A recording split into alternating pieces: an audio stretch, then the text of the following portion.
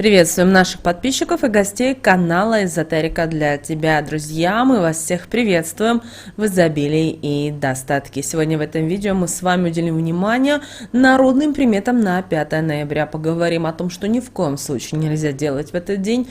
Также обращаем ваше внимание, что сегодня Дмитриевская суббота, а значит есть определенные запреты, которые не стоит нарушать. Так что, друзья, все далее более подробно. А прямо сейчас ставьте лайк этому видео. Таким образом, между нами происходит энергообмен. Итак, с вас лайк, друзья, да, не стесняемся, ставим лайк, а с нас ценная информация. Итак, друзья, по народному календарю 5 ноября отмечается День Якова. А вот православная церковь 5 ноября отмечает День памяти Иакова, сына святого Иосифа, который был супругом Божьей Матери. Родился будущий апостол еще до того, как Иосиф обручился с Марией.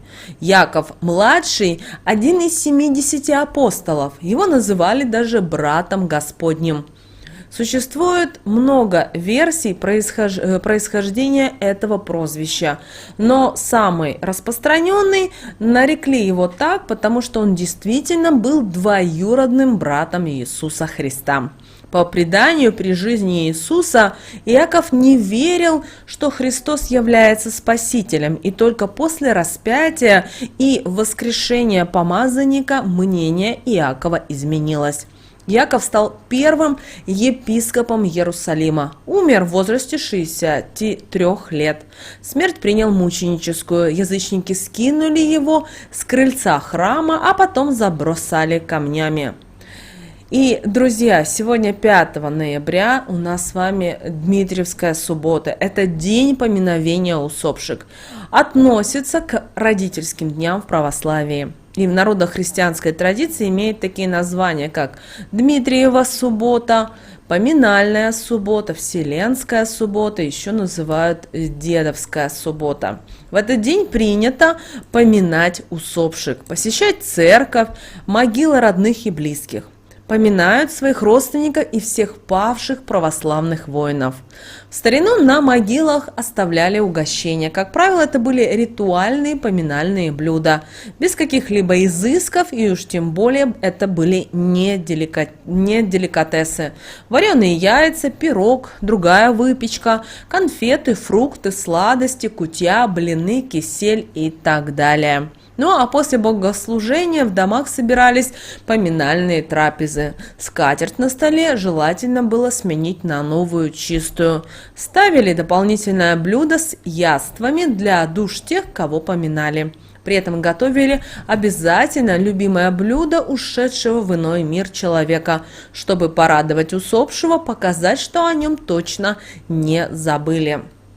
На Руси святого Якова почитали как кователя русской соборности, русского духа, разума.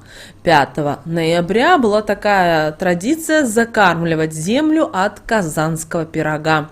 Крестьяне верили, что земля будет лучше плодоносить, если о ней думать. Поэтому поле не забывали и наведывались к нему осенью, когда на нем уже ничего не растет. Люди разламывали кусок пирога, который пекли накануне, и разбрасывали обязательно его по полю.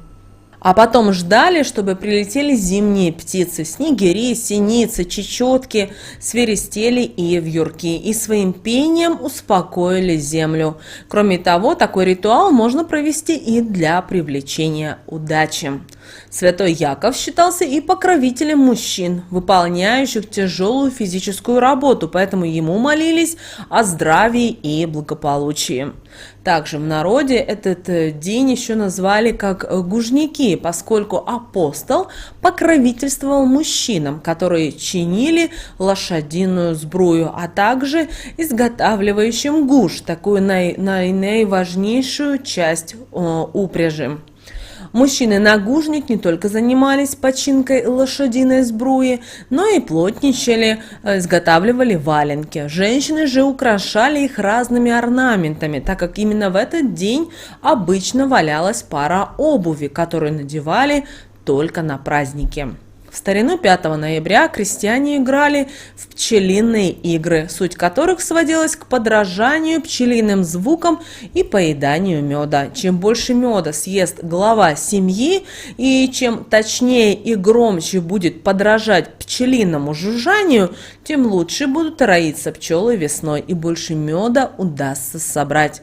А еще в день Якова завершали заготовку дров на долгую зиму. Если успеть сделать это вовремя, то в доме всегда будет тепло. Святой Яков покровительствовал любой мужской работе, которой крестьяне занимались в течение 5 ноября. А работа была такая: делали гужи из сыромятной кожи, проверяли и ремонтировали конскую сбрую. И существовал в этот день закармливать землю, о которой мы уже рассказали ранее. Также в этот день в старину окончательно уже провожали осень.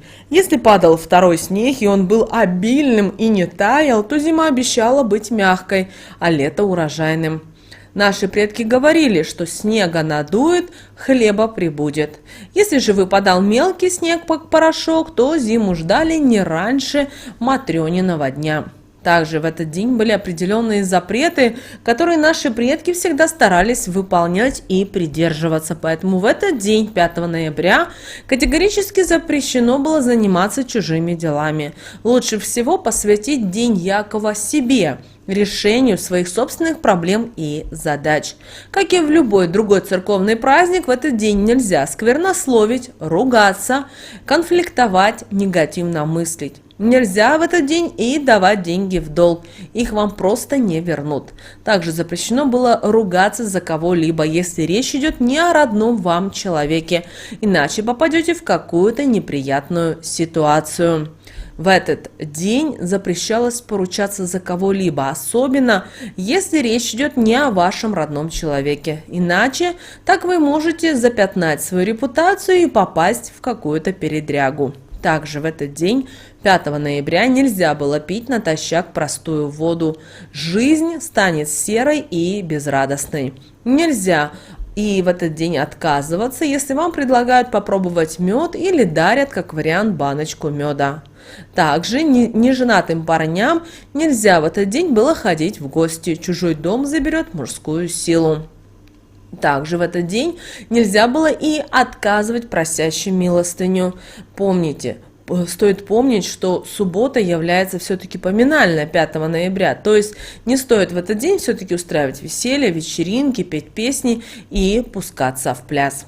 Ну и, конечно же, у наших предков в этот день были определенные ритуалы и обряды на привлечение денег, с некоторыми из них мы хотим и с вами поделиться. И первый обряд на привлечение денег. Вам необходимо мед в сотах положить на стол, который застелен белым полотном, и сказать такие слова, как: в сотах меда не сосчитать, так и монет в моих карманах не пересчитать, как мед соты заполнил, так и рубль мой кошелек наполнил. Далее откусить маленький кусочек и, пережевывая, говорить следующие слова: вкусен медок, не будет рубль в кошеле моем одинок. Мед пчелки прилипает, деньги от меня не исчезают.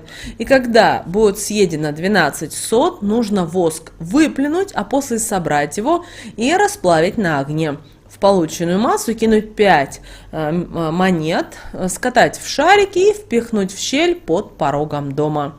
И хотим с вами поделиться и вторым ритуалом для того, чтобы привлечь счастье и благополучие в свою жизнь. Для этого надо разложить по емкостям мед из липы, гречихи, цветочный, а также березовую кору и родниковую воду, набранную именно 5 ноября.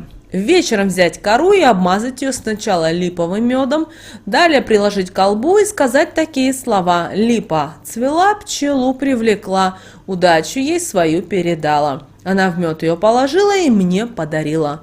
Далее обмыться водой 3 раза, обмазать кору гречишным, приложить к колбу и проговорить то же самое, но только вместо слова липа скажите слово гречиха.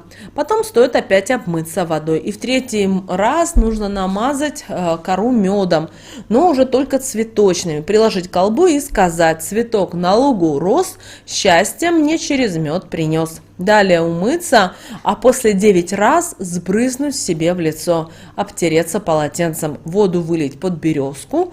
И вот эту кору держите всегда при себе, она станет оберегом для вас, как для благополучия, так и удачи. Друзья, вот такие у нас с вами народные приметы на 5 ноября. С вами, как всегда, был канал Эзотерика для тебя. Друзья, обязательно подписывайтесь на наш канал, обязательно ставьте лайк этому видео, обязательно поделитесь этим видео с теми, кого вы любите, кого вы цените, кому вы желаете мира, любви и гармонии. Друзья, прямо сейчас на экране вы видите два прямоугольника.